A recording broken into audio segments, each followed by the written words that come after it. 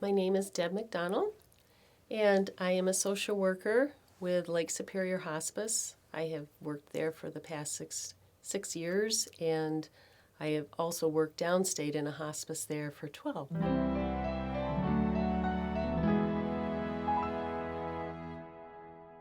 One of the examples of someone who could have benefited from Trillium House is a 93-year-old patient I had who lived in low-income senior housing.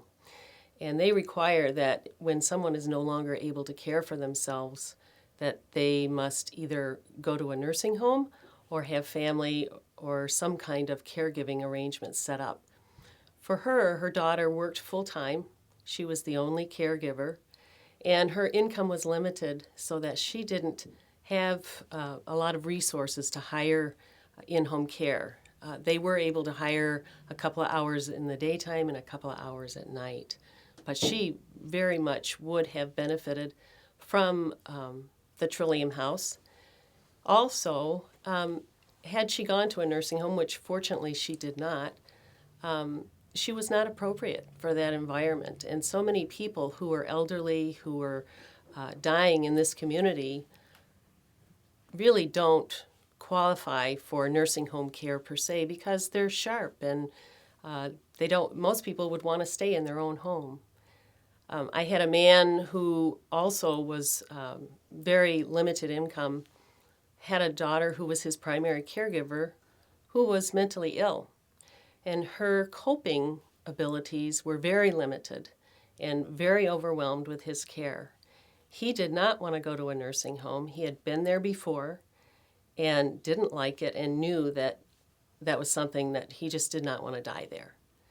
And unfortunately, when push came to shove, we ran out of options for him. There was no one that could care for him in his home, and his daughter felt very guilty for this because she really wanted to care for him.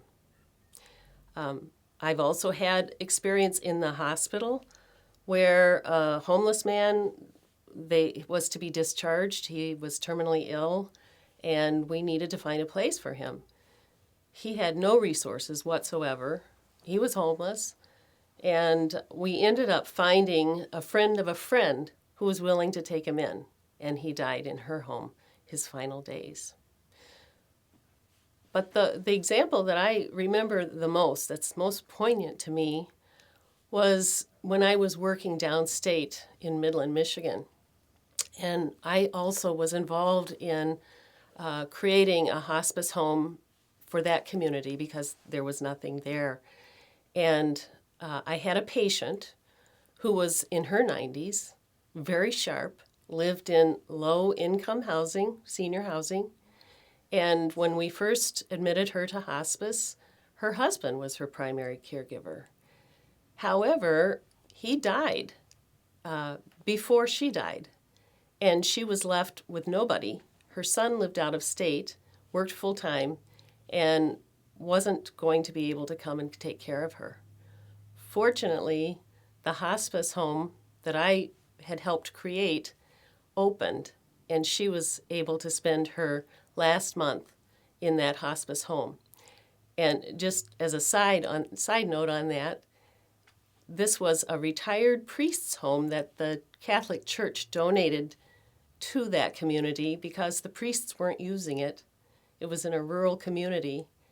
And the bedroom that she chose used to be the chapel, and it was beautiful. And she had probably one of the most beautiful deaths I can remember, and I was there. Those are some examples. And, I have no doubt that when Trillium House opens, that there will be a waiting list because there are so many people who could benefit from that.